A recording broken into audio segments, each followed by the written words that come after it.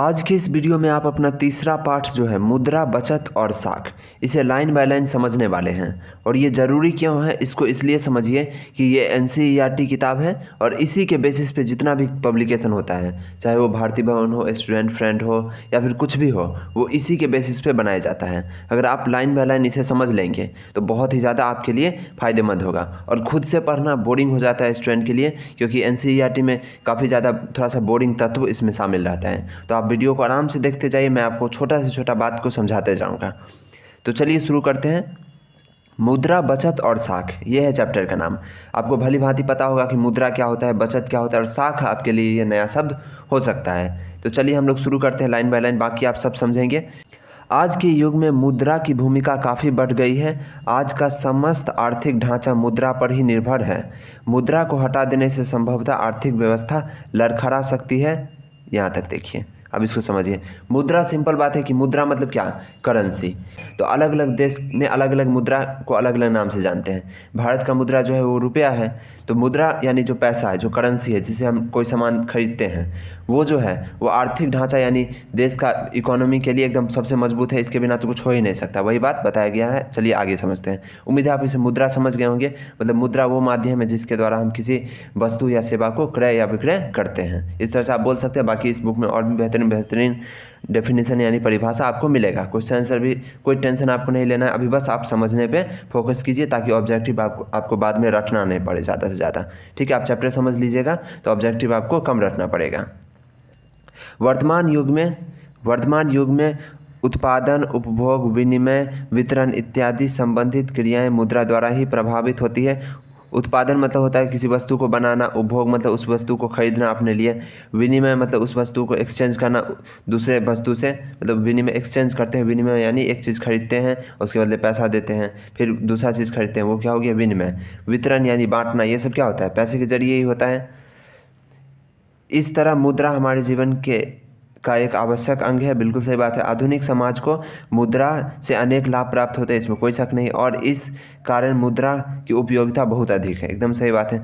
Martial ने ठीक कहा है, आधुनिक युग की प्रगति का श्रेय मुद्रा को ही है। यानी मार्शल क्या बोले थे कि आधुनिक समाज जो भी प्रगति कर रहा है उसका श्रेय किसको जाता है, मुद्रा को जाता है। तो ये सब आपको याद रखना होगा मार्शल ने क्या कहा था, क्योंकि आपको ऑब्जेक्टिव में आ सकता है। तो कुल मिला के लोड नहीं लेना है, आपको बस थोड़ा थोड़ा करके समझ लेना। बाद में आप ऑब्जेक्टिव याद कीजिएगा, क्वेश्चन आंसर याद कीजिएगा, प्रैक्टिस याद कीजिएगा तो सब याद हो जाएगा। आप बस अभी 2-3 बार बोल लीजिए कि मार्शल ने क्या बोला था कि मुद्रा जो है आर्थिक प्रगति का श्रेय मुद्रा को जाता है। ठीक है, अब याद हो जाएगा अपने आप। आपको ज़्यादा टेंशन नहीं लेना है। बिहार बोर्ड बहुत ज़्यादा हार्ड क्वेश्चन नहीं पूछता है और हम लोग पूरा आपके साथ हैं। सभी शिक्षक आपको सहयोग करेंगे, तो अभी से कोई टेंशन नहीं लेना है। अभी बस चैप्टर को समझिए। ट्रेस्कॉट के अनुसार यदि मुद्रा अर्थव्यवस्था का हृदय नहीं तो रक्त का प्रवाह अवश्य है। तो ये क्वेश्चन आ सकता है कि अर्थव्यवस्था का रक्त किसे कहा गया है, तो मुद्रा को कहा गया है। तो ये चीज़ है, इसका नाम क्या है, ट्रेस्कॉट। ठीक है, दो अर्थशास्त्रियों के बारे में हम जाने। एक मार्शल बोले थे कि आधुनिक प्रगति का श्रेय किसको जाता है, मुद्रा को जाता है। और ट्रेस्कॉट बोले थे कि मुद्रा क्या है, रक्त है। चलिए अब यहाँ पे हम लोग आगे बढ़ते हैं। इसी तरह से मुद्रा हमारी अर्थव्यवस्था की जीवन शक्ति है। आधुनिक युग में बचत एवं साख का भी महत्वपूर्ण स्थान है। तो बचत तो आपको पता ही होगा कि आपका जितना भी आय है उसमें से जितना भी खर्च है उसको घटा देंगे तो क्या हो जाएगा, बचत। मान लीजिए आप 100 रुपया कमाते हैं और 70 रुपया खर्च कर देते हैं, तो इसका जो अंतर हो गया 30 रुपया, ये क्या है, आपके लिए बचत है। तो सिंपल है, बचत से आसान तो कुछ होता ही नहीं है। चलिए मुद्रा का इतिहास थोड़ा सा देख लेते हैं। आर्थिक तथा व्यावसायिक क्षेत्र में मुद्रा का स्थान बहुत ही महत्वपूर्ण है, इसमें कोई शक नहीं है। यह आधुनिक अर्थव्यवस्था की रीढ़ मानी जाती है। चलिए, तो मुद्रा को क्या क्या कहा गया है, तो मुद्रा को रक्त भी कहा गया है और आधुनिक रीढ़ भी कहा गया है। आधुनिक अर्थव्यवस्था का रक्त जो है वो एक अर्थशास्त्री ने कहा था, उनका नाम क्या है आप ज़रूर बोलिए। ठीक है, और अगर आप उनका नाम थोड़ा थोड़ा भी आपको याद आ रहा है तो भी कोई दिक्कत नहीं, क्योंकि ऑब्जेक्टिव में क्या रहता है, 4 ऑप्शन रहता है। तो ठीक है, और अर्थव्यवस्था, आधुनिक अर्थव्यवस्था का रीढ़ किसे माना गया है, तो ये भी मुद्रा को ही माना गया है। सच पूछा जाए तो मुद्रा विकास का इतिहास मानव सभ्यता के विकास का इतिहास कहा जा सकता है, क्योंकि जब से मानव आया कुछ ना कुछ खरीद बिक्री तो करने ही लगा, तो मुद्रा का विकास वैसे ही हो गया मानव जाति के विकास के साथ ही। सभ्यता की प्रारंभ अवस्था में जब मनुष्य की आवश्यकताएं सीमित थी, तब वह आवश्यकता की पूर्ति अपने आप के उत्पादन से कर लिया करता था।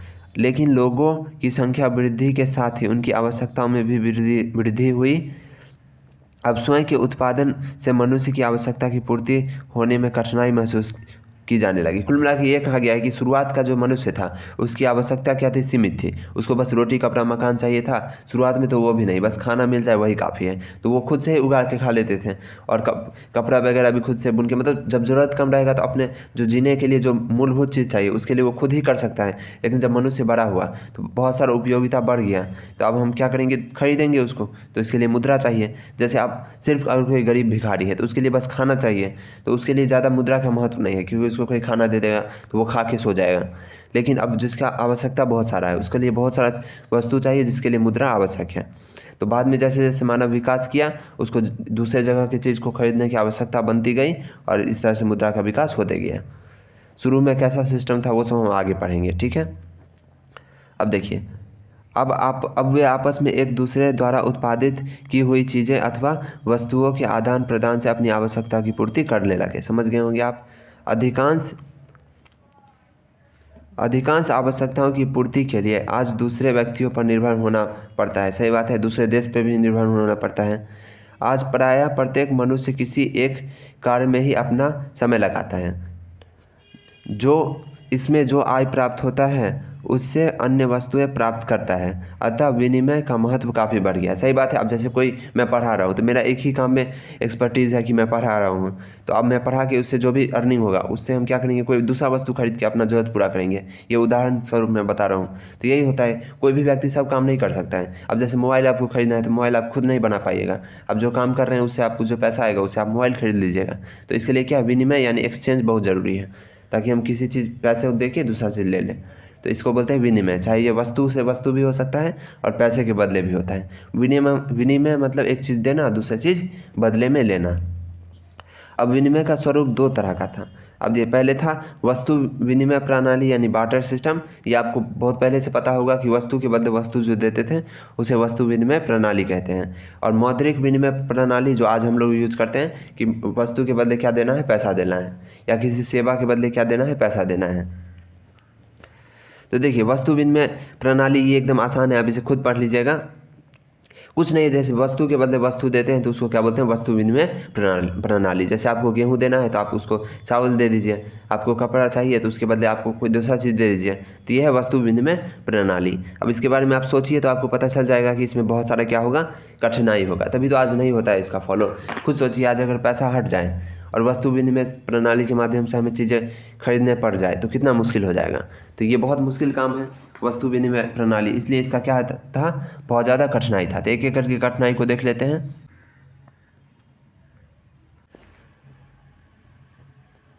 इसका पहला कठिनाई था आवश्यकताओं के दोहरे अभाव। अब इसका क्या मतलब है इसको समझिए। बहुत एक उदाहरण दिया हुआ है आपकी किताब में, ये बहुत बेहतरीन चीज़ है। यहाँ से देखिए, लेफ्टिनेंट कैमेरॉन एक व्यक्ति थे, ठीक है। वो अफ्रीका में एक नदी पार करना चाहता था, ठीक है। अफ्रीका का कोई नदी था जिसे पार करना चाहता था। अब नाविक जो नदी चला रहा है उसके पास गया तो नदी चलाने वाला क्या बोला कि हमको हाथी का दांत चाहिए।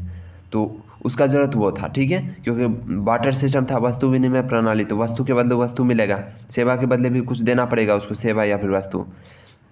तो नाविक बोला मुझे दांत चाहिए, लेकिन कैमरॉन के पास क्या था, हाथी का दांत नहीं था। अब जो हाथी का दांत जो बेच रहा था उसको उसके बदले में कपड़ा चाहिए था, ठीक है। अब हाथी का दांत नहीं था तो उसको कहीं से हाथी का दांत लाना था, तभी तो वो नाविक को देता। लेकिन हाथी का दांत जो बेच रहा था उसको हाथी का दांत के बदले क्या चाहिए था, कपड़ा। लेकिन कैमरॉन के पास जो था कपड़ा भी नहीं था। अब देखिए समस्या बढ़ गया। अब कैमरॉन क्या जाएगा खरीदने के लिए, कपड़ा जाएगा, ताकि वो कपड़ा देके हाथी का दांत ले और फिर हाथी का दांत से वो क्या करे, ट्रैवल कर ले। अब कैमरॉन जाता है, कैमरॉन के पास कपड़ा भी नहीं था। तो कुछ समय बाद कैमरॉन को पता लगा कि तीसरे व्यक्ति के पास कपड़ा है और उसके बदले उसे तार चाहता है, यानी उस कपड़े के बदले बदले वो क्या लेगा, तार लेगा। इस बार लकीली क्या होता है, कैमरॉन के पास तार रहता है, तो अब वो तार दे के कपड़ा लेता है, उसके बाद क्या करता है, उस कपड़ा से वो हाथी का दांत खरीदता है और फिर उस हाथी के दांत से क्या करता है, नदी पार करता है नाविक को देके। तो देख रहा है इस तरह से कैमरॉन को कितना दिक्कत का सामना हुआ। वो तो लकीली इसके पास तार था, अगर इसके पास तार नहीं रहता कैमरॉन के पास तो वो और दूसरे व्यक्ति के पास जाता, फिर खरीदता। तो इसको बहुत ज़्यादा आवश्यकता को दोहरे संयोग को झेलना पड़ता। तो यही है आवश्यकता के दोहरे संयोग। मूल्य के सामान्य मापक का अभाव। अब सेकंड क्या है देखिए। अब देखिए, अब इसको आप समझ रहे हैं, इसके बाद आप किसी भी तरह से अपने भाषा में परीक्षा में उत्तर लिख सकते हैं, क्योंकि परीक्षा में ऊपर में ही रहता है कि विद्यार्थी यथासंभव उत्तर अपने शब्दों में दे।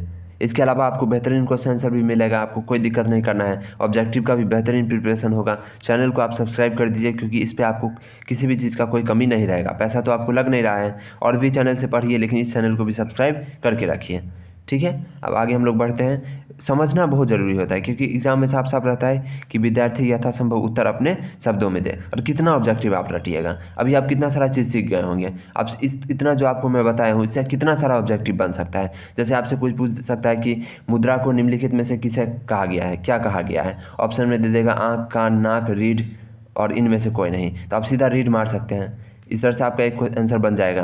फिर एक क्वेश्चन आ सकता है कि वस्तु विनिमय प्रणाली की निम्नलिखित में से क्या कठिनाई थी। तीनों ऑप्शन दे देगा। चौथा ऑप्शन रहेगा कि आवश्यकताओं के दोहरे संयोग, तो आप उसमें टिक मारिएगा। तो कितना सारा ऑब्जेक्टिव आपका बन रहा है। और बिहार बोर्ड में ऑब्जेक्टिव का क्या महत्व है ये आप जानते हैं भली भांति, और किसी भी एग्जाम में। तो इसलिए आपको इस तरह से वीडियो देखना बहुत ज़रूरी है। और भी चैप्टर का वीडियो अपलोडेड है, जिसमें एक वीडियो में पूरा चैप्टर ख़त्म किया गया है इसी तरह से, तो वो सब ज़रूर देख लीजिए। अब चलिए दूसरे कठिनाई के ऊपर हम लोग चलते हैं। मूल्य के समान मापक का अभाव, lack of common measure value.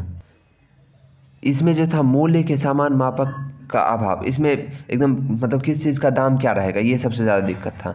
यानी उदाहरण के लिए एक सेर चावल के बदले कितना घी दिया जाए, या एक गाय के बदले कितनी बकरी दी जाए, ये बहुत बड़ा दिक्कत था कि मोल भाव करना बहुत मुश्किल था। किस चीज़ के बदले कौन चीज़ कितना देना है, ये सबसे ज़्यादा कठिन काम था। अब अगला हम लोग बढ़ते हैं, मूल्य संचयन का अभाव।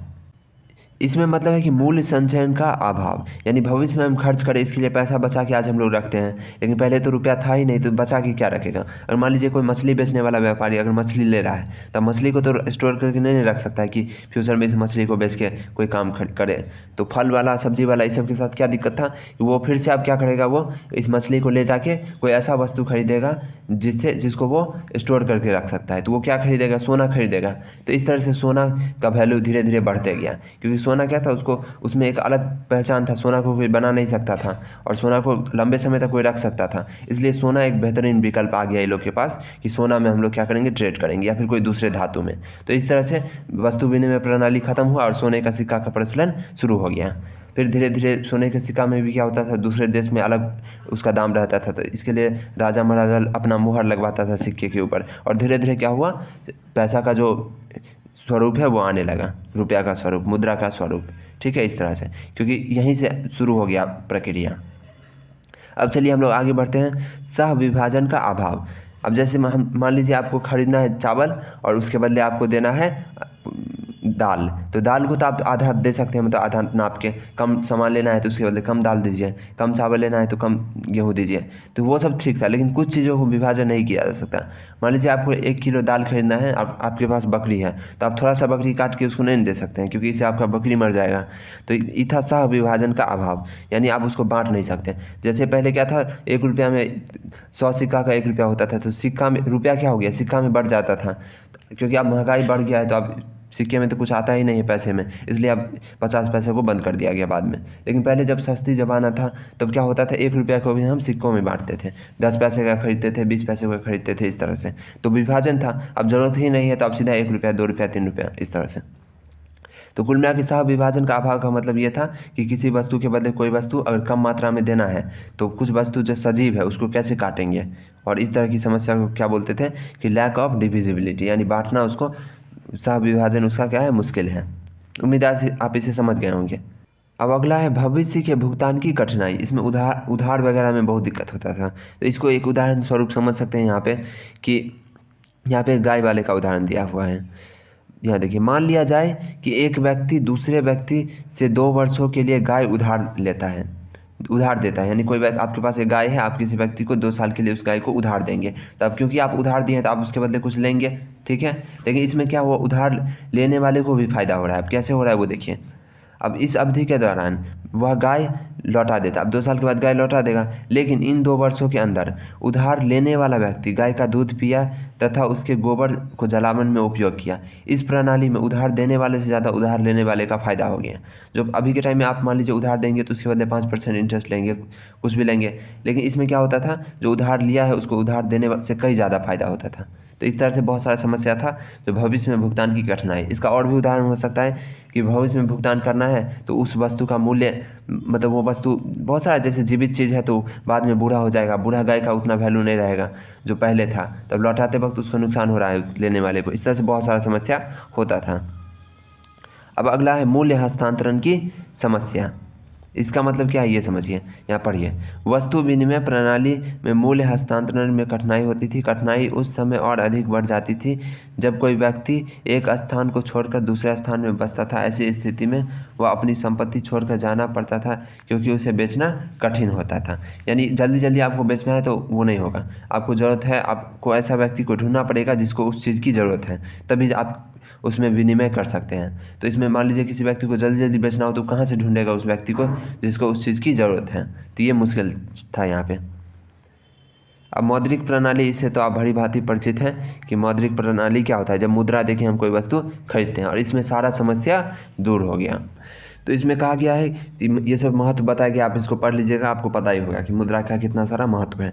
यहाँ पे एक महत्वपूर्ण बात काउथर का एक बात दिया गया है, काउथर का एक कोट, कि वो कहते थे कि मनुष्य की सभी आवश्यकताओं में, मनुष्य के सभी आविष्कारों में मुद्रा का आविष्कार एक महत्वपूर्ण स्थान रखता है, ठीक है। अब यहाँ पे दिया हुआ है, मौद्रिक प्रणाली में विनिमय का सारे कार्य मुद्रा की सहायता से होता है। इस प्रणाली में पहले कोई व्यक्ति अपनी वस्तु और सेवाओं को बेचकर मुद्रा प्राप्त करता है और फिर उस मुद्रा से अपनी ज़रूरतों की अन्य वस्तुएं प्राप्त करता है। चूँकि इस प्रणाली में मुद्रा विनिमय के माध्यम का कार्य करते हैं, इसलिए इसे मौद्रिक विनिमय प्रणाली कहते हैं। वास्तव में मुद्रा के विकास का इतिहास एक तरह से मानव सभ्यता के विकास का इतिहास है। ये बात पहले भी आप पढ़ चुके हैं। अब देखिए, अभी तक हम लोगों ने जो जो पढ़ा उसको मोटा मोटी समझते हैं, ठीक है। तो सबसे पहले मुद्रा, बचत और साख। तो मुद्रा के बारे में हम लोग सबसे पहले एक ओवरव्यू समझे कि मुद्रा क्या होता है, और फिर यहाँ पे मुद्रा का महत्व बताया गया, फिर मुद्रा का इतिहास बताया गया, और एक शब्द में ये कह सकते हैं कि मुद्रा का विकास का इतिहास मानव सभ्यता के विकास के इतिहास से ही शुरू हो जाता है। और यहाँ पे अगला है वस्तु मुद्रा विनिमय के स्वरूप, यानी एक्सचेंज, यानी एक वस्तु के बदले दूसरे वस्तु या पैसा, एक चीज़ लेना है हमको, उसके बदले कुछ देना पड़ेगा। इस चीज़ को क्या बोलते हैं, विनिमय। और विनिमय का 2 सिस्टम है, वस्तु विनिमय प्रणाली और मौद्रिक विनिमय प्रणाली। वस्तु विनिमय प्रणाली में क्या होता है, वस्तु के बदले वस्तु, और मौद्रिक विनिमय प्रणाली में पैसे के बदले कोई वस्तु या कोई सेवा। और इसका जो भी खामी है बार्टर सिस्टम का, उसको हम लोग देख चुके हैं। और अगला हम लोग देखते हैं इसका जो भी खामी था, जैसे पहला खामी था, कहाँ गया ये, आवश्यकताओं के दोहरे संयोग का अभाव, जो कि हम लोग देखे थे नाविक वाला उदाहरण, जिसको नदी पार करना था, कैमरन वाला उदाहरण, जिसको नदी पार करना था अफ्रीका का एक नदी, और उसको आवश्यकताओं के दोहरे संयोग, यानी सामने वाले को जो आवश्यकता है वो चीज़ है ही नहीं, और उस चीज़ को लेने के लिए कोई दूसरा चीज़ चाहिए, तो उस चीज़ के लिए कोई दूसरा, आप समझ गए होंगे वो जो उदाहरण मैंने बताया था। बाकी क्वेश्चन आंसर और नोट्स वगैरह में आपको बेहतरीन रहेगा, आप याद कर सकते हैं उसको, ठीक है। अभी तो समझने का काम हो रहा है, समझते वक्त किसी भी तरह से हम समझ लेते हैं, और जब आंसर लिखना होता है तो बेहतरीन ढंग से क्वेश्चन आंसर की हेल्प से हम लिख सकते हैं उसको, ठीक है। और उसमें इतना अंदर से आता नहीं है, ये ऑब्जेक्टिव के लिए आपको समझना सब कुछ ज़रूरी है। क्वेश्चन आंसर तो एक निश्चित है, वही आता है बार बार। बिहार बोर्ड का इतिहास उठा के देख लीजिए, क्वेश्चन बैंक देख लीजिएगा, आपको अंदाज़ा हो जाएगा। एक ही क्वेश्चन है जो बार बार आते रहता है। क्वेश्चन में कोई बहुत ज़्यादा बिहार बोर्ड रिसर्च नहीं करता है, अंदर से नहीं पूछता है, तो उसके लिए आपको कोई टेंशन नहीं लेना है। आपका जो नोट्स रहेगा नोटबुक में, चाहे आपका ऑफलाइन ट्यूशन के सर बताते हो या फिर आप यूट्यूब से करते हो, वो पर्याप्त हो जाता है, उसी में से क्वेश्चन आता है, बस आपको बेहतरीन ढंग से लिख देना है। अगला देखिए, मूल्य के साधन का मापक का अभाव, यानी उसको नापेंगे कैसे, इसे पढ़ चुके हैं आप। ये सब पढ़ते हुए हम लोग आगे बढ़े थे। मूल्य संचयन का अभाव, यानी इसको कैसे स्टोर करके रखेंगे। सह विभाजन का अभाव, ये भी पढ़ चुके हैं कि कैसे उसको विभाजन करेंगे, बकरी वाला उदाहरण कि बकरी को काटेंगे कैसे। भविष्य में भुगतान की कठिनाई, क्योंकि मछली, फल, सब्जी ये सब सड़ जाता है। मूल्य हस्तांतरण की समस्या, ये भी हम लोग पढ़े थे कि जब किसी को अचानक से पैसे की ज़रूरत है तो वो सब कुछ बेच नहीं सकता है, क्योंकि उसको बेचने के लिए खरीदार चाहिए और खरीदार मिलेगा नहीं जल्दी, क्योंकि उसको उस वस्तु की आवश्यकता रहेगी तभी वो खरीदेगा। कुल मिला के ये चीज़ था। मौद्रिक विनिमय प्रणाली आप समझ चुके हैं, और यहाँ पे एक काउथर का जो बात है वो आप देख लीजिएगा कि मनुष्य के सभी आविष्कारों में मुद्रा का आविष्कार सबसे महत्वपूर्ण स्थान रखता है। ये किसने कहा था? काउथर ने कहा था। अब देखिए ये पढ़ लिए थे। अब विश्व की मुद्रा, ये आपको अच्छा, ये आप याद कर लीजिएगा, आपके लिए जनरल नॉलेज में भी काफ़ी उपयोगी रहेगा, परीक्षा में भी आ सकता है ऑब्जेक्टिव के रूप में, क्योंकि बिहार बोर्ड इस तरह का क्वेश्चन 1-2 पूछता है जो कि बच्चों को लगे कि आउट ऑफ सिलेबस है, मतलब थोड़ा सा जनरल नॉलेज टाइप का, क्योंकि सामाजिक विज्ञान में आप समाज के बारे में जानेंगे तो अच्छा है। तो सबको पता रहता है कि भारत का रुपया है, बांग्लादेश का टका है, नेपाल का रुपया, इस तरह से आप याद कर लीजिएगा। सब आसान है, आपको 5 मिनट भी नहीं लगेगा याद करने में, ठीक है। ज़्यादा नहीं है, कुल 12 देश का ही दिया हुआ है, हालांकि देश तो बहुत सारा है, उसका मुद्रा भी बहुत सारा है। किसी भी देश के बारे में लोग पढ़ते हैं तो उसकी राजधानी, उसकी मुद्रा, ये सब काफ़ी महत्वपूर्ण होता है जीके में। आधुनिक समय में मुद्रा बहुत से कार्य संपन्न करती है तथा इनके कार्यों में क्रमशः वृद्धि होती जा रही है। साधारण मुद्रा के 4 कार्य को ही अत्यधिक महत्व दिया जाता है। वो 4 कार्य क्या है ये देखिए। अब देखिए मुद्रा का जो 4 कार्य है उसको हम लोग इस तरह से समझ सकते हैं कि यहाँ पे इंग्लिश में एक कविता है, उसको समझ के, money is a matter of function for. जो मनी का फंक्शन क्या है? 4 है। फंक्शन यानी उसका कार्य वो 4 है। एक है मीडियम, मीडियम मतलब माध्यम। तो पैसा क्या है? वह माध्यम है जिसके द्वारा हम कोई वस्तु या सेवा को खरीदते हैं।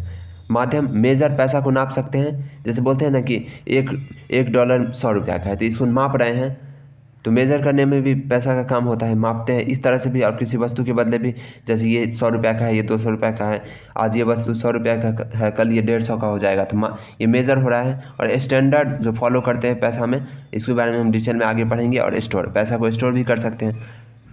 चलिए अब यहाँ पर हिंदी में लिखा हुआ है इसी को, मुद्रा के 4 कार्य महान: माध्यम, मापन, संचयन, भुगतान। तो माध्यम समझ गए, मापन, संचयन, भुगतान। अब आगे हम लोग धीरे धीरे करके पढ़ लेंगे। तो विनिमय माध्यम, ये तो आप भली भांति समझ गए हैं कि माध्यम है, इसी के द्वारा, जैसे नदी पार करने का माध्यम नाव है, वैसे ही कोई वस्तु या सेवा खरीदने का माध्यम क्या है? मुद्रा है। ये आप खुद पढ़ लीजिएगा, इसमें कोई ज़्यादा रॉकेट साइंस नहीं है, बहुत ही आसान है। मूल्य का मापन, ये थोड़ा पढ़ लेते हैं, बाकी इसको भी आप समझते ही होंगे। तो मुद्रा मूल्य का मापन है। मुद्रा के द्वारा वस्तु का मूल्यांकन सरल हो गया है। जैसे सीधा दाम लिख देते हैं उसके ऊपर, MRP।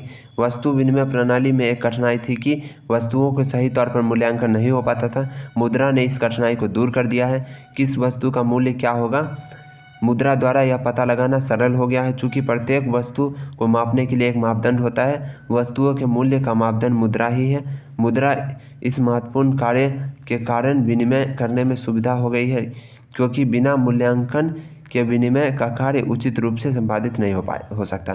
कुल मिला के किसी भी वस्तु का क्या मूल्य होगा ये हम आसानी से माप सकते हैं, क्योंकि मुद्रा का काम क्या है? मापन है। इसे नंबर में बताते हैं, 1 रुपया, 2 रुपया, 3 रुपया, ये क्या है? मापन है, एक तरह से मेजरमेंट। जैसे किसी का हाइट है 10 सेंटीमीटर, 100 सेंटीमीटर, 10 सेंटीमीटर तो नहीं हो सकता, मान लीजिए 170 सेंटीमीटर किसी व्यक्ति का, तो वो क्या है? मापन है उसका हाइट का। वैसे मुद्रा को मापते हैं। विलंबन भुगतान का मान, यानी स्टैंडर्ड ऑफ डेफर्ड पेमेंट, ये क्या है? इसको समझिए। अब समझिए, जैसे ये नाम से स्पष्ट है, विलंबन यानी लेट। तो जैसे लोन लेते हैं तो बाद में चुकाते हैं, तो विलंबन यानी ये वही चीज़ है। और डेफर्ड का भी मतलब वही होता है। कुल मिलाकर हम ऐसे समझ सकते हैं कि मुद्रा से क्या होता है, किसी बाद में भी आप पेमेंट कर सकते हैं, ठीक है। लेकिन पहले बार्टर सिस्टम में इसमें कठिनाई होता था, तो आप इसे पढ़ सकते हैं। वैसे यहाँ से देखिए, यहाँ उदाहरण भी दिया हुआ 100 रुपया देने का। तो इस तरह से मुद्रा के रूप में ऋण के भुगतान तथा विलंबन भुगतान की सुविधा हो गई है, यानी आप लेट से पेमेंट कर सकते हैं उधार लेके। चूँकि साख अथवा उधार, उधार को ही क्या कहा गया है? साख कहा गया है।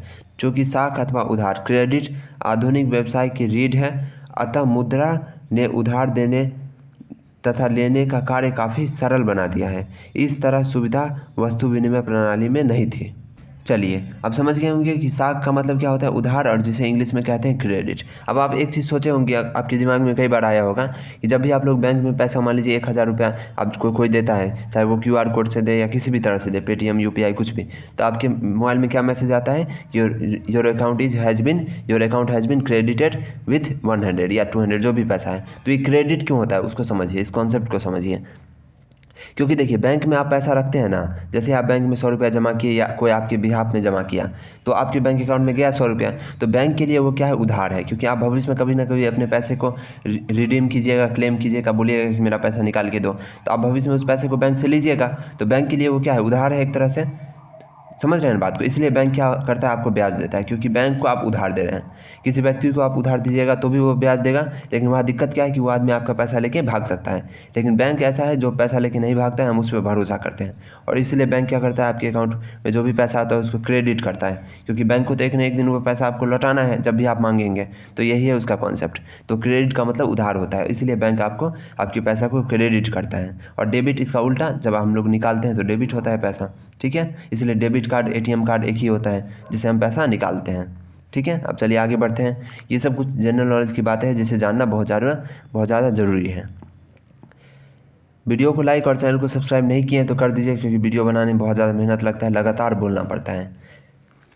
चलिए अगला, मूल्य का संचयन, स्टोर ऑफ वैल्यू। ये भी बहुत आसान है कि पैसे को हम लोग संजो के रख सकते हैं। जैसे वस्तु विनिमय प्रणाली में कोई भी वस्तु सड़ गल जाता है, लेकिन इसमें ऐसा कुछ नहीं है। पैसा को हम लोग संजो के रख सकते हैं, बैंक में भी रख सकते हैं, उसको डिजिटल फॉर्म में भी रख सकते हैं, जैसे कैशलेस जो होता है उसको किसी भी बैंक में रख सकते हैं, यूपीआई वॉलेट में रख सकते हैं। तो इसमें स्टोर करना बहुत आसान है। चलिए अगला क्या है, क्रय शक्ति का हस्तांतरण, ट्रांसफ़र ऑफ परचेजिंग पावर। ये क्या है, इसको थोड़ा सा पढ़ लेते हैं। तो क्रय शक्ति का हस्तांतरण, ट्रांसफ़र ऑफ परचेजिंग पावर, इसको समझने के लिए यहाँ से आप पढ़ लीजिए। कोई भी व्यक्ति किसी एक स्थान पर अपनी संपत्ति बेचकर किसी अन्य स्थान पर नई संपत्ति खरीद सकता है। इसके अलावा मुद्रा के ही रूप में धन का लेन देन होता है, अतः मुद्रा के माध्यम से क्रय शक्ति को एक व्यक्ति से दूसरे व्यक्ति को हस्तांतरित किया जा सकता है। यानी किसी के बदले कोई कुछ खरीद रहा है, कहीं से कुछ खरीद के कहीं से कुछ बेच सकते हैं, इस तरह से, ठीक है। अभी आप समझते जाइए क्वेश्चन आंसर में कैसे उसको सुंदर ढंग से लिखना है, इसकी चिंता आप अपने शिक्षकों पे छोड़ दीजिए, ठीक है। आप अभी समझने का काम कीजिए ताकि ऑब्जेक्टिव में आपको दिक्कत ना हो। इसलिए मैं आपको कोई परिभाषा भी नहीं बता रहा हूँ, क्योंकि ये वीडियो क्या है, इसमें मैं समझाने का काम कर रहा हूँ लाइन बाय लाइन। तो इसमें क्या आपको सेंस बीच बीच में घुसाए नोट्स दे तो अलग चीज़ हो गया। अभी समझते जाइए। साख का आधार, बेसिस ऑफ क्रेडिट, ये आप समझ चुके हैं, अभी मैं बताया हूँ। चलिए पढ़ लेते हैं।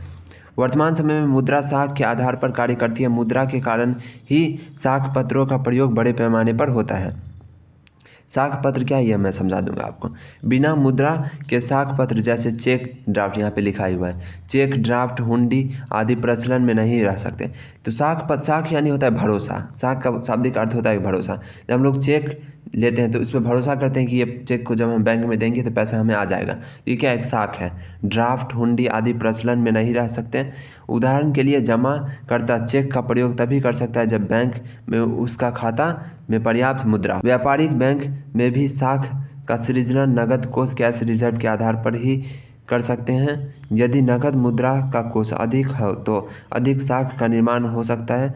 नगद मुद्रा के कोष में कमी होने पर साख की मात्रा भी कम हो सकता है। इस तरह मुद्रा साख के आधार पर कार्य करती है। तो ये साख मतलब कुल मिला के भरोसा, उसका उधार, जो पीछे आप बताए थे। साख का दो मतलब होता है, एक तो भरोसा वाला साख और दूसरा उधार वाला जो क्रेडिट होता है, ठीक है। तो दो मतलब होता है साख का। और यहाँ पे बैंक वगैरह ऐसे ही काम करता है, जैसे अभी क्रेडिट कार्ड वगैरह होता है तो उसमें क्या, बैंक आपके साख के ऊपर, जैसे आप बार बार पैसा उसमें डाल रहे हैं तो बैंक समझ जाता है कि ये फाइनेंशियली अच्छा आदमी है, तो इसको क्या कर देता है, वो इसके बदले क्रेडिट कार्ड दे देता है, ताकि उसके अकाउंट में पैसा ना भी रहे तो भी वो खर्च कर सके। क्रेडिट कार्ड का मतलब यही होता है कि आपके अकाउंट में पैसा ना भी रहे तो भी आप उसको खर्च कर सकते हैं और बाद में उस पैसा को बैंक को दे सकते हैं। उस पर थोड़ा बहुत इंटरेस्ट लगता है, 2-3%, अलग अलग बैंक का अलग अलग। तो ये क्या हो रहा है, साख के कारण हो रहा है। तो मुद्रा क्या है, अब इसको समझिए। ये तो एकदम आसान चीज़ है, इसको पढ़ते हैं। तो यहाँ से यहाँ तक कुछ ऐसा नहीं है जो अब तक आप नहीं जान पाए हैं। वही बात को बार बार बोलने का एनसीईआरटी को आदत होता है, इसलिए इतना सारा पब्लिकेशन अपना अपना बुक छापता है। चलिए यहाँ पे हम लोग पढ़ लेते हैं एक बार। साधारण बोलचाल की भाषा में मुद्रा का अर्थ धातु के बने सिक्के से समझा जाता है। मुद्रा शब्द का प्रयोग मुहर या चिन्ह के अर्थ में किया जाता है। यही कारण है कि जिस वस्तु पर सरकारी चिन्ह या मुहर लग जाता है उसे मुद्रा कहते हैं। अर्थशास्त्र में मुद्रा की अनेक परिभाषाएं हैं। कुछ परिभाषाएं संकुचित तो कुछ विस्तृत हैं तथा कुछ परिभाषाएं अन्य बातों पर आधारित हैं। प्रोफेसर हार्टलविट्ज ने बताया कि मुद्रा वह है जो मुद्रा का कार्य करता है। ये क्वेश्चन आ सकता है ऑब्जेक्टिव में कि मुद्रा वह है जो मुद्रा की तरह कार्य करता है। इसे किसने कहा था? तो इसे प्रोफेसर हार्टले विट्स ने कहा था। ठीक है, इसको मैं अभी हार्टल विस्ट शायद पढ़ दिया था, तो हार्टले विस्ट है, क्योंकि लगातार पढ़ने में कई बार क्या होता है मुंह से कुछ निकल जाता है। यहाँ पे अलग अलग अर्थशास्त्री मुद्रा के बारे में क्या क्या कहा है वही चीज़ यहाँ पे लिखा हुआ है, तो आप इसे पढ़ सकते हैं खुद से। और यहाँ पे चलिए एक नया चीज़ है, ये पढ़ के मैं बताता हूँ कि ये क्या है। चलिए यहाँ ध्यान दीजिए। आर्थिक विकास के वर्तमान युग में अर्थव्यवस्था की तरक्की होने के क्रम में तथा वर्तमान वैश्वीकरण के युग में आदान प्रदान की समस्त क्रिया पत्र, मुद्रा, पेपर मनी, चेक आदि साख मुद्रा द्वारा हो रहा है। प्लास्टिक मुद्रा, जिसे हम एटीएम सह डेबिट कार्ड यानी एटीएम कार्ड बोले या डेबिट कार्ड बोले एक ही बात होता है। क्रेडिट कार्ड यानी जो मैं आपको बताया है अकाउंट में पैसा ना रहे तो भी आप क्या कर सकते हैं, किसी वस्तु को खरीद सकते हैं। अब कंप्यूटर के इस दौर में बैंकिंग, कोर बैंकिंग के प्रचलन के कारण कुछ ही क्षणों में देश विदेश से एक दूसरे में मुद्रा हस्तांतरण बिना किसी कठिनाई की हो जाता है। सही बात है। अब यूपीआई जो होता है, क्यूआर कोड स्कैन करके हम सीधा पेमेंट कर देते हैं, ये भी उसी का उदाहरण आप दे सकते हैं। इस तरह से किताब काफ़ी पहले छपी हुई है, इसलिए ज़्यादा लेटेस्ट टेक्नोलॉजी के बारे में नहीं है इसमें। मुद्रा के विकास का इतिहास, तो पहला क्या था? वस्तु विनिमय प्रणाली। इसमें क्या होता था? वस्तु के बदले वस्तु। अगला था वस्तु मुद्रा, यानी किसी वस्तु को ही मुद्रा की तरह ले, जैसे कौड़ी था तो किसी वस्तु के बदले कौड़ी देते थे। तो आज भी कहावत है ना कि फूटी कौड़ी भी नहीं देंगे। यानी पहले क्या होता था, एक कौड़ी का जो वैल्यू था, जैसे आज 1 रुपया में 100 पैसा होता है, वैसे ही एक कौड़ी का बहुत कुछ, मुझे पता नहीं एग्जैक्ट क्या था, कि कुछ फूटी कौड़ी मिलके एक कौड़ी बनता था। ठीक है, तो कौड़ी में सामान खरीदते थे। इस तरह से कौड़ी और भी बहुत सारा समय समय पर बदलाव होते गया, यानी किसी वस्तु को मुद्रा की तरह प्रयोग किया जाता था। फिर आया धात्विक मुद्रा, यानी सोना चांदी का सिक्का जो होता है वो, तो धात्विक मुद्रा। फिर सिक्का आ गया, राजा महाराजा वाला सिक्का। ठीक है, फिर पेपर मुद्रा आ गया, यानी जो पैसा अभी हम लोग यूज़ करते हैं, जैसे हो गया अभी क्या बोल सकते हैं, नोट जो हो गया डॉलर, और अपना 10 रुपये का नोट, 20 रुपये का नोट, ये क्या हो गया? पेपर मुद्रा। और साख मुद्रा जो यूपीआई होता है, जैसे आपके अकाउंट में 10 रुपया क्रेडिट हो गया, कोई स्कैन करके दे गया, तो अब आपके हाथ में कोई नोट तो आया नहीं, लेकिन आप साख के आधार पर कह सकते हैं कि मेरे बैंक में आ गया है, मतलब बैंक हमको पैसा दे ही देगा। तो ये साख है। इस तरह से क्रेडिट यानी उधार के सिस्टम पे, क्योंकि बैंक तो आपको दे ही देगा, तो ये साख मुद्रा हो गया। जैसे debit card, credit card, UPI, ये सब। तो यही आप पढ़ लीजिएगा इसको। वस्तु विनिमय प्रणाली आप समझ चुके हैं बहुत बेहतरीन ढंग से, कि वस्तु के बदले वस्तु जब मिलता था। अगला था वस्तु मुद्रा, इसे मैं समझा चुका हूँ, कौड़ी वाला उदाहरण देखें। और भी इसमें दूसरा उदाहरण हो सकता है। धात्विक मुद्रा, सिक्का सब समझ चुके हैं आप। पत्र मुद्रा, ये भी आप समझ गए, पढ़ लीजिएगा इसको एक बार। यहाँ पे क्या दिया हुआ है इसको चलिए एक बार पढ़ लेते हैं। पत्र मुद्रा के बारे में ही दिया हुआ है यहाँ पे भी, और यहाँ पे आरबीआई हमारा नोट छापता है, इसको दिया हुआ है, इसका जानकारी दिया हुआ है, आप पढ़ लीजिएगा। भारत एवं अमेरिका में प्रचलित रुपए के कुछ नमूने, यहाँ चित्र द्वारा पता चल ही गया होगा कितना धुंधला चित्र है। ये है साख मुद्रा, इसको चलिए पढ़ लेते हैं। आर्थिक विकास के साथ साथ साख मुद्रा का उपयोग होने लगा है। आधुनिक समय में चेक, हुंडी आदि विभिन्न प्रकार के साख पत्र मुद्रा का कार्य करते हैं। इसको साख मुद्रा कहा जाता है। अंतर्राष्ट्रीय लेन देन अधिकांश रूप से साख मुद्रा द्वारा होता है। देश के आंतरिक व्यापार में भी धातु या पत्र मुद्रा की अपेक्षा चेक तथा हुंडी आदि साख पत्रों का अधिक उपयोग होता है। समझ चुके हैं? साख मतलब भरोसा कर रहे हैं बैंक पे कि बैंक में आ गया है तो बैंक दे देगा, इस तरह से। प्लास्टिक मुद्रा, ये समझ चुके हैं, एटीएम कार्ड जो होता है, डेबिट या क्रेडिट कार्ड। तो एटीएम कार्ड समझ चुके हैं। एटीएम कार्ड वह होता है, मान लीजिए आपके अकाउंट में 1000 रुपया है, या 10,000 रुपया है, या 50,000 रुपया है, तो उसको निकालने का 2 तरीका है।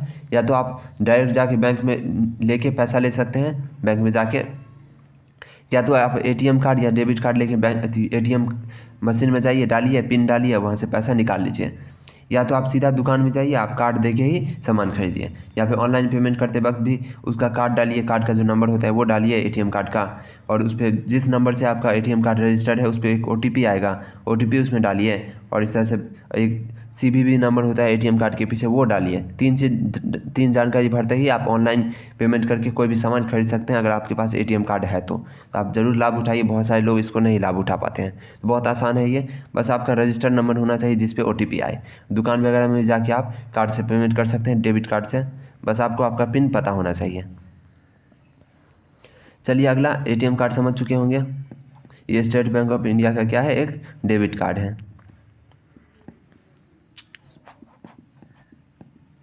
क्रेडिट कार्ड ये होता है उधार का कार्ड। जैसे आपके अकाउंट में पैसा नहीं है तो भी आप क्या कर सकते हैं, क्रेडिट कार्ड के हेल्प से सामान खरीद सकते हैं और पैसा निकाल भी सकते हैं। पढ़ लीजिएगा इसको। इसको इशू करने वाला बहुत सारा होता है, जैसे वीज़ा, मास्टर कार्ड और रुपए कार्ड अभी भारत में आ गया है, बहुत ज़्यादा फेमस है अभी। मुद्रा का आर्थिक महत्व बहुत ज़्यादा है, पढ़ लीजिएगा। यहाँ पे कुछ कौन क्या कहे थे उसको जरूर याद कीजिएगा। ये बात दोबारा रिपीट कर दिया गया है एनसीईआरटी के बुक में। यहाँ देखिए, ट्रेस्कॉट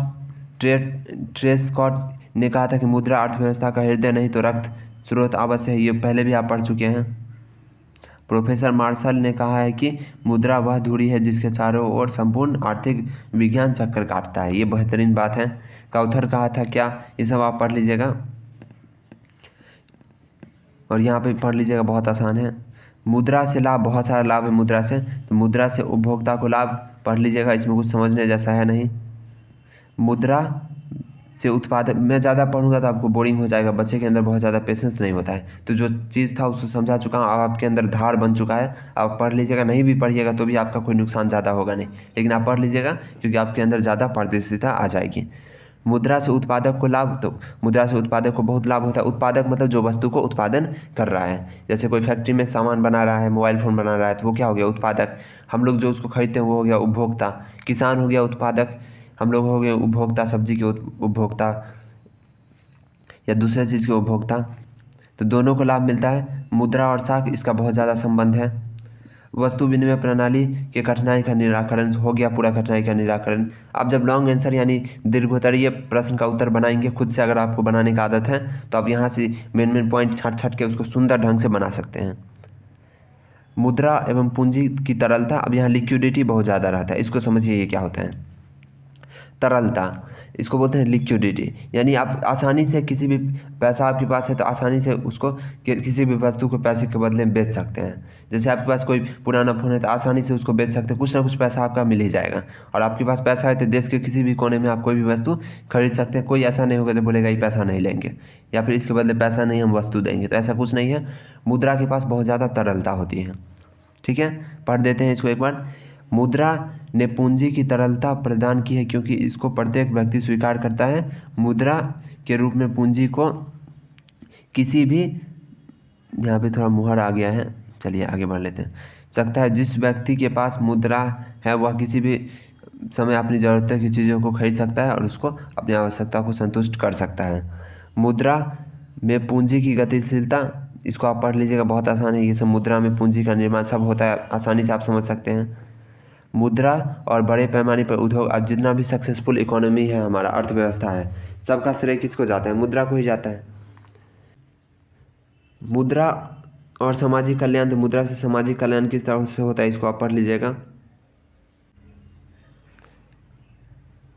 अगला है बचत क्या है, तो बचत से तो आप भली भांति परिचित है कि हम जो भी बचाते हैं उसको बचत बोलते हैं। चलिए इसको पढ़ते हैं। समाज में कुल आय को वस्तुओं एवं सेवाओं पर खर्च किया जाता है, सही बात है। वस्तुओं के दो भागों में बांटा जा सकता है। कुछ ऐसी वस्तुएं जिन्हें हम क्षणिक या तत्काल उपभोग करते हैं, इन्हें चालू वस्तुएं कहते हैं, यानी करंट गुड्स, जो हम लोग रोज़ का रोज़ यूज़ करते हैं। कुछ ऐसी वस्तुएं होती हैं जिन्हें उत्पादन के कार्य में प्रयोग किया जाता है, इन्हें टिकाऊ या ड्यूरेबल गुड्स कहा जाता है। इस तरह समाज में कुल आय को इन्हीं दो तरह से वस्तुओं की खरीदी में खर्च किया जाता है।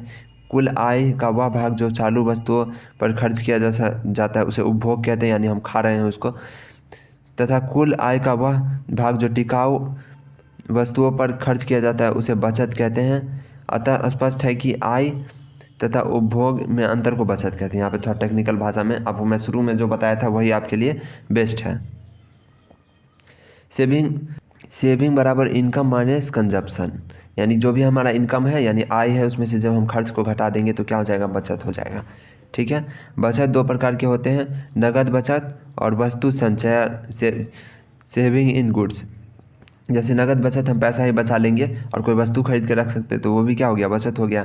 कुल आय का ऐसा भी अंश होता है, कुल आय का कुछ ऐसा भी अंश होता है जो किसी प्रकार की वस्तु पर व्यय नहीं किया जाता, इसे संचय या नगद बचत कहते हैं। जबकि वस्तु संचय को विनियोग इन्वेस्टमेंट कहा जाता है। जब भी हम कोई वस्तु, जैसे हम ज़मीन खरीद के रख लिए तो वो क्या हो गया, इन्वेस्टमेंट हो गया, क्योंकि भविष्य में हम उस ज़मीन को बेच के क्योंकि ज़मीन का दाम क्या होता है, बहुत ज़्यादा बढ़ता है, तो इसको क्या बोलेंगे, इन्वेस्टमेंट। सिमिलरली हम क्या कर सकते हैं, कोई सोना खरीद सकते हैं ताकि भविष्य में उसको बेच सकें, क्योंकि सोना का वैल्यू भी क्या होता है, बढ़ता है। तो जिस तरह से बैंक में आपका इंटरेस्ट मिलेगा उससे ज़्यादा ही ज़मीन का रेट बढ़ेगा। तो इस तरह से इन्वेस्टमेंट एक अच्छा ऑप्शन होता है। इस तरह से हम शेयर खरीद सकते हैं, क्योंकि बैंक में पैसा रखा आपके अंदर 2-4% का इंटरेस्ट मिलेगा, लेकिन अगर आप शेयर खरीदेंगे तो उसमें थोड़ा रिस्क रहेगा, लेकिन वो पैसा ज़्यादा बढ़ जाएगा। ज़मीन खरीदेंगे तो उसमें भी थोड़ा रिस्क रह सकता है। और कुल मिला के इस तरह से अगर आप इन्वेस्टमेंट कीजिएगा तो उसमें थोड़ा रिस्क है। कोई सामान खरीदिएगा तो हो सकता है सामान एक्सपायर हो जाए, या फिर उस सामान का दाम बाद में सस्ता हो जाए, तो ये चीज़ होता है। तो इन्वेस्टमेंट थोड़ा रिस्की होता है, और बैंक में सीधा पैसा रखते हैं तो वो आसान होता है, उसमें तरलता ज़्यादा रहती है, आसानी से उस वस्तु बैंक से निकाल सकते हैं पैसा को। लेकिन जो इन्वेस्टमेंट होता है उसमें तरलता कम रहता है, अब जल्दी बिकेगा नहीं, उसका भी एक समस्या होता है। वो डिपेंड करता है कि आप कहाँ इन्वेस्ट कर रहे हैं, ठीक है। तो कुल मिला के बचत 2 तरीके से कर सकते हैं। एक तो हम डायरेक्ट पैसा बचा लेंगे बैंक में, या फिर घर के गुल्लक में, या फिर चुकिया में। और दूसरा क्या है, हम उसे कोई वस्तु खरीद लेंगे उस पैसे से, बचत के पैसे से, तो वो हो गया इन्वेस्टमेंट यानी विनियोग। अब यहाँ पे काउथर ने कहा है कि किसी व्यक्ति की बचत उसकी आय का वह भाग है जहाँ उपभोग की वस्तुएं पर व्यय नहीं की जाती। मतलब वो पैसा जो हम किसी वस्तु पे खर्च नहीं किए, वस्तु के लिए खर्च नहीं किए, वो क्या हो गया, इनकम हो गया। अर्थशास्त्रियों का कहना है कि इनकम नहीं हो गया, वो सेविंग हो गया, बचत हो गया। सेविंग मतलब बचत। अर्थशास्त्रियों का कहना है कि अर्थव्यवस्था के स्थायित्व एवं विकास के लिए बचत एवं विनियोग एक दूसरे के बराबर होने चाहिए। इस सूत्र को निम्न तरह से व्यक्त किया जा सकता है, S बराबर 1 अर्थात बचत बराबर विनियोग, यानी जितना हम बचाते हैं उतना ही हमें विनियोग करना चाहिए। इस तरह से यहाँ कहा गया है। चलिए आगे बढ़ लेते हैं। ये आप याद कर लीजिएगा कि बचत बराबर विनियोग, S बराबर ये है, ऑब्जेक्टिव में आ सकते हैं। साख का अर्थ होता है विश्वास या भरोसा। मैं आपको पीछे भी बता चुका हूँ। पीछे साख का मतलब क्या था, उधार था, क्योंकि उधार जब भी देते हैं तो भरोसे के बेसिस पे ही देते हैं। तो इस तरह से साख का मतलब ये भी हो सकता है, मैं आपको पीछे बता चुका हूँ। जिस व्यक्ति पर जितना अधिक विश्वास या भरोसा किया जाता है उसका साख उतने ही अधिक होता है। इसलिए बैंक पे हम लोग क्या करते हैं, भरोसा करते हैं। इसलिए चेक को क्या बोलते हैं, साख मुद्रा। बैंक हमें क्रेडिट कार्ड देता है, क्योंकि बैंक से हमारी साख अच्छी रहती है, तब सबको क्रेडिट कार्ड नहीं मिलता है। अर्थशास्त्र में साख का मतलब ऋण लौटाने या भुगतान करने की क्षमता या में विश्वास से है। यानी आप अमीर रहिएगा तो आपको आसानी से लोन मिलेगा, और भिखारी को कोई लोन नहीं देगा, क्योंकि पता है कि पैसा नहीं चुकाएगा। तो वही बात है। यदि हम कहें कि अरुण की साख बाजार में अधिक है, तो मतलब है कि ऋण लौटाने की शक्ति में लोगों को अधिक विश्वास है। जरूरी नहीं कि उसके अंदर वो शक्ति हो, विश्वास पे ही गेम चलता है, ठीक है। तो लाइक कर दीजिए, चैनल को सब्सक्राइब कर दीजिए। साख एक ऐसी विनिमय कार्य है जो कि एक निश्चित अवधि के बाद भुगतान पूरा हो जाता है। तो वही बात है। साख के 2 पक्ष होते हैं, ऋणदाता और ऋणी। इसको 2 तरीके से, क्रेडिटर और डेटर। इसको डेबिटर नहीं पढ़ना है, इसको डेटर पढ़ना है। क्या पढ़ना है, डेटर। क्रेडिटर यानी जो उधार क्रेडिट देता है, यानी जो उधार देता है, और डेटर जो लेता है उसको, ठीक है। ऋणदाता ऋण को कुछ वस्तुएं धन उधार देता है, समझ चुके हैं। और ऋणी नहीं बोलते, मैं इसके लिए आपके लिए हमेशा ऋणी रहूँगा, मतलब मैं हमेशा आपको कोशिश करूँगा कि चुकाने का। तो ऋणी का मतलब वही होता है, जब हम उधार किसी से लेते हैं तो हम बन जाते हैं ऋणी, और किसी को उधार देते हैं तो बन जाते हैं ऋणदाता। किसी को क्रेडिट देते हैं तो बन जाते हैं क्रेडिटदाता यानी क्रेडिटर, और किसी को से क्रेडिट लेते हैं तो हम होते हैं डेटर, ठीक है। इसी क्रेडिटर वर्ड से क्रेडिट बना है, और इसी डेटर वर्ड से डेबिट बना है, ठीक है। यह काम विश्वास के आधार पर होता है, क्योंकि उधार हम उसी को देंगे जिस पे विश्वास रहेगा कि ये पैसा चुका देगा। तो यही हो गया साख। जिसका विश्वास जितना ज़्यादा उसके पास उतना ज़्यादा साख, जिसके पास जितना ज़्यादा साख उसके पास ऋण लेने की उतना ही ज़्यादा क्षमता। ये सीधा होता है इस तरह से। रुपये की जो राशि उधार ली जाती है उसका भुगतान कुछ समय बाद कर दिया जाता है। जो वस्तुएं एवं सेवाएं उधार ली जाती हैं उसका भुगतान इसी प्रकार होता है। चूँकि साख का आधार ऋणी पर भरोसा या विश्वास है, अतः बिना विश्वास और भरोसे के उधार लेन देन नहीं हो पाएगा। अतः इस तरह यह स्पष्ट होता है कि किसी दिए हुए समय में ऋण रुपये, सेवाएं या वस्तुएं साख के आधार पर प्राप्त करता है, और एक निश्चित अवधि के बाद उतनी ही मुद्रा ब्याज सहित लौटाने का वादा करता है। अब ज़रूरी नहीं है कि जिसका साख अच्छा है वो पैसा लौटा ही दे। नीरव मोदी का साख अच्छा था लेकिन पैसा लेके भाग गया, विजय माल्या का साख अच्छा था लेकिन पैसा लेके भाग गया। तो ये क्या होता है, इस तरह से होता है। पंजाब नेशनल बैंक के बारे में आप सुने होंगे कि उसका कितना सारा पैसा लेके भाग गया। तो साख अच्छा हो इसका मतलब ये नहीं कि पैसा लौटा ही देगा, इसलिए लोन लेते वक्त रिस्क रहता है, इसलिए तो बदले में वो ब्याज देता है, क्योंकि वो पैसा दिया है तो रिस्क लिया है, उसका पैसा डूब भी सकता है और उस पैसे से वो कुछ और काम कर सकता था। इसलिए ब्याज लेना कोई बुरी बात नहीं है, ब्याज एक अच्छी बात है। जब हम किसी को पैसा दे रहे हैं तो उसके बदले ब्याज लेंगे, इसमें कोई बुराई नहीं है। साख का आधार विश्वास, तो साख का आधार विश्वास है और चरित्र है। लेने वाले का चरित्र और देखेंगे कि कैसा आदमी है, चोर उचाका तो नहीं है। चुकाने की क्षमता समझ चुके हैं। पूंजी एवं संपत्ति, ये क्या है इसको चलिए एक बार देख लेते हैं। ऋणदाता पूंजी एवं संपत्ति की जमानत के आधार पर भी ऋण देता है, यानी ज़मीन का कागज धर दीजिए सिक्योरिटी के रूप में, नहीं दीजिएगा पैसा तो ज़मीन मेरा। इस तरह से कुछ ना कुछ सिक्योरिटी के रूप में आप दे सकते हैं, तो इससे आसानी से लोन मिल जाता है। बैंक में भी लोन मिलने का ये तरीका काफ़ी पॉपुलर है। ऋण की अवधि, यानी इतने दिन के लिए हम ले रहे हैं ऋण। जिसका साख जितना ज़्यादा उसको उतने लंबे समय तक ऋण मिल सकता है। तो इसको पढ़ लीजिएगा, कुछ नहीं है। चलिए, साख पत्र। साख पत्र का मतलब देखिए बेसिकली ऐसा होता है कि ऐसा पत्र जो रुपया की तरह काम करे, जैसे चेक हो गया और इस तरह से बहुत सारा चीज़ होता है। लेकिन इसमें महत्वपूर्ण बात क्या है कि मुद्रा और साख पत्र में अंतर यही है कि मुद्रा क्या होता है, कानूनी मान्यता प्राप्त होता है, पैसा आपको लेगा ही लेगा, हर जगह चलेगा। लेकिन साख पत्र के साथ ऐसा नहीं होता है, कुछ कुछ साख पत्र में कानूनी बाध्यता नहीं होती है। अभी इसका उदाहरण देख लीजिए। बहुत सारा साख पत्र का उदाहरण ये है, चेक, विनिमय बिल यानी एक्सचेंज बिल, बैंक ड्राफ्ट, हुंडी, प्रतिज्ञा पत्र, यात्री चेक, पुस्तकीय साख, साख प्रमाण पत्र। ये सब क्या होता है आगे चलिए देखते हैं। चेक, आपको पता है कि हम किसी को चेक देते हैं, तो मान लीजिए हम एक चेक लिखिए, तो चेक बैंक द्वारा होता है। मान लीजिए मेरा बैंक है, बैंक ऑफ बड़ौदा में मेरा अकाउंट है, तो हम अगर चेक लिखेंगे 1000 का, जैसे ही वो चेक कोई भजाएगा मेरे अकाउंट से 1000 कट जाएगा। वही बात है यहाँ पे। बैंक ड्राफ्ट क्या होता है इसको समझिए, चलिए पढ़ते हैं। बैंक ड्राफ्ट वह पत्र है जो एक बैंक अपनी किसी शाखा या अन्य किसी बैंक को आदेश देता है कि उस पत्र पर लिखी हुई रकम उसे अंकित व्यक्ति को दे दी जाए। बैंक ड्राफ्ट द्वारा आसानी से कम खर्च में ही रुपया एक स्थान से दूसरे स्थान भेजा जाता है। बैंक ड्राफ्ट देश तथा विदेश दोनों ही प्रकार का होता है। बैंक ड्राफ्ट का नमूना यहाँ दिया हुआ है, ठीक है। तो ये भी चेक जैसा होता है, मतलब साख मुद्रा इसको भी इसलिए कहा जाता है, ठीक है। ट्रैवलर चेक, चलिए इसको मैं एक और उदाहरण से बताता हूँ। देखिए, बैंक ड्राफ्ट का उपयोग बैंक आपस में भी करता है। मान लीजिए बैंक है कोई, और एक बैंक के अंदर मान लीजिए किसी दिन लोग ज़्यादा रुपया जमा कर रहे हैं और किसी दिन मान लीजिए दिवाली से एक दिन पहले, तो इस दिन क्या होगा, लोग बैंक में जमा कम करेंगे, निकालेंगे ज़्यादा, तो उस दिन बैंक में कैश का शॉर्टेज हो सकता है। तो ये ड्राफ्ट इस तरह का कोई बैंक को दे सकता है, जब जिस दिन पैसा आएगा ड्राफ्ट के बदले पैसा एक्सचेंज कर लेगा इस तरह से। तो ये भी इस तरह से भी इसका उपयोग होता है। यात्री चेक, ट्रैवलर चेक, ये क्या होता है चलिए इसको पढ़ते हैं।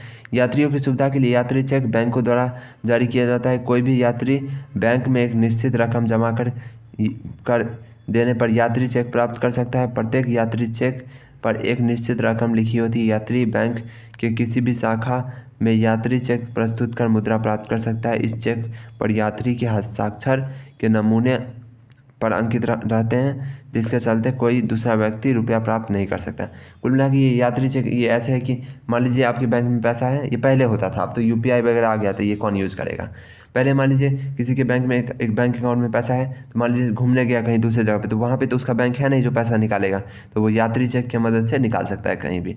प्रतिज्ञा पत्र, यह भी एक प्रकार का साख पत्र होता है। इस पत्र में ऋणी की मांग पर यह एक निश्चित अवधि के बाद उसमें अंकित रकम ब्याज सहित देने का वादा होता है। जैसे पोस्ट ऑफिस में कोई पैसा जमा करता है तो उसके बदले एक कागज़ मिलता है, उस कागज़ कोई नियमित अवधि के बाद जब पूरा जाता है तो उस कागज़ को दे दीजिए, बदले में पैसा ले लीजिए। तो वो क्या एक तरह से प्रतिज्ञा पत्र जैसा होता है। अब चैप्टर आपका ख़त्म हो चुका है। तो इस तरह से एक ही वीडियो में पूरा चैप्टर आपका कवर हो गया। अब इसको खुद से एक बार पढ़ लीजिएगा तो आपके लिए सोने पे सुहागा। और ऑब्जेक्टिव में आपके लिए बहुत कम मेहनत, हमको लगता है शायद ही आपको ऑब्जेक्टिव में ज़्यादा माथा फोड़ना पड़ेगा, और इस चैप्टर से आपका ऑब्जेक्टिव नहीं छूटेगा। क्वेश्चन ऐसा आपको बेहतरीन तरीके से तैयार कर लेना है, चाहे वो आप यूट्यूब से देख के कीजिए या फिर खुद से बनाइए, या फिर अलग अलग टीचर का एक एक आंसर मिला के सुंदर सुंदर आंसर को संग्रहित करके नोट्स बनाइए, या फिर स्क्रीनशॉट से याद कीजिए। वो आप कीजिए, आप कर सकते हैं। और ऑब्जेक्टिव का चैप्टर आप पढ़ लिए हैं, ऑब्जेक्टिव का प्रैक्टिस एग्जाम के टाइम में करेंगे ही आप, और इस तरह से पढ़ाई करते रहेंगे आप, तो एग्ज़ाम में आप फोड़ दीजिएगा पूरा बेहतरीन ढंग से। वीडियो को लाइक और चैनल को सब्सक्राइब कर लीजिए, अभी तक नहीं किए हैं तो इसको पढ़ लीजिएगा। सारांश दिया हुआ है पूरे चैप्टर का, एग्ज़ाम से एक दिन पहले भी पढ़िएगा। और इस तरह से यहाँ पे दिया हुआ है, आप इसको भरिए। अगर आपके पास चंद्रिका है तो वहाँ से चीटिंग नहीं कीजिए, पहले आप कोशिश कीजिए खुद से, ठीक है। और क्वेश्चन आंसर वगैरह है इसका तो बता ही दिया हूँ मैं क्या करना है। और इस तरह से चैप्टर ख़त्म है। वीडियो को लाइक और चैनल को सब्सक्राइब कर ही दीजिए।